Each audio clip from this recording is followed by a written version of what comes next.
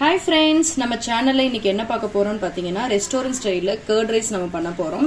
அது எப்படி செய்யலாம்னு வாங்க பார்க்கலாம். அதுக்கு தேவையான பொருட்கள் ஒரு பிளேட் ஒயிட் ரைஸ் எடுத்துக்கிறேன். அந்த ஒயிட் ரைஸ் எப்படி செய்யணும் அப்படினு பாத்தீங்கன்னா 1 டம்ளர் அரிசிக்கு 3 டம்ளர் தண்ணி விட்டு 2 விசில் விட்டு எடுத்துக்கணும். ரொம்ப கொலைய வேக வைக்க கூடாது. மீடியமா எடுத்துக்கோங்க. நான் ஆற வச்சு ஒரு பிளேட் எடுத்துக்கிறேன். இந்த ஒரு பிளேட் சாதத்துக்கு நான் 1 கப் தயிர் எடுத்துக்கிறேன். வீட்ல பெற போட்ட தயிர். அதுக்கு ஈக்குவலா வந்து ஒரு கப் பால் எடுத்துக்கோங்க.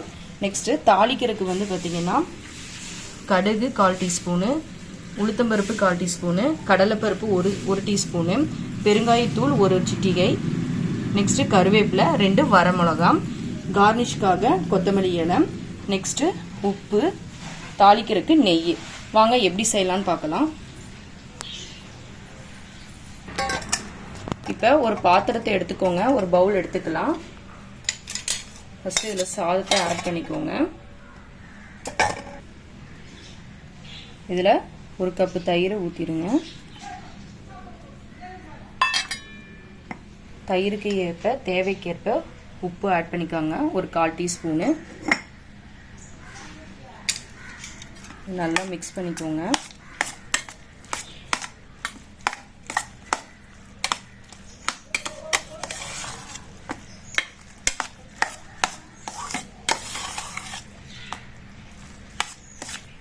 இப்போ 1 கப் பால் ஆட் பண்ணிக்கோங்க. இதையும் நல்லா மிக்ஸ் பண்ணிக்கோங்க.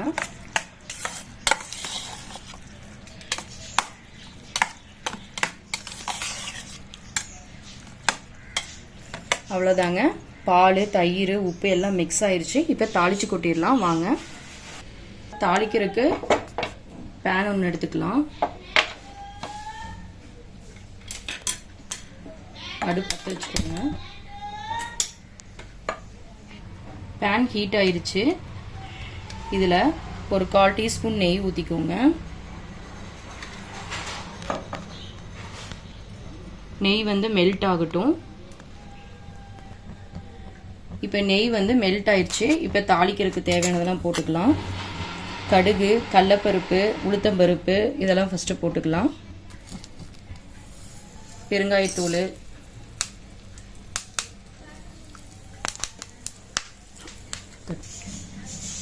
இப்போ கடுகு வெடிச்சிருச்சு. வரமிளகாவை கிள்ளி போட்டுக்கலாம்.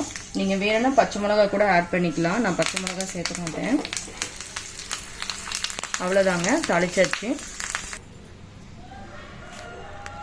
இப்போ தாளிச்சதை இதில் ஆட் பண்ணிக்கலாம்.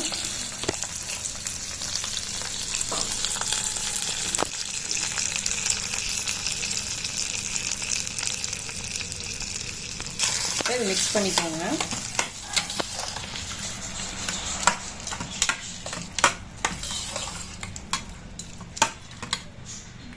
வார்னிஷுக்கு கொத்தமல்லி இலை மிக்ஸ் பண்ணிக்கோங்க.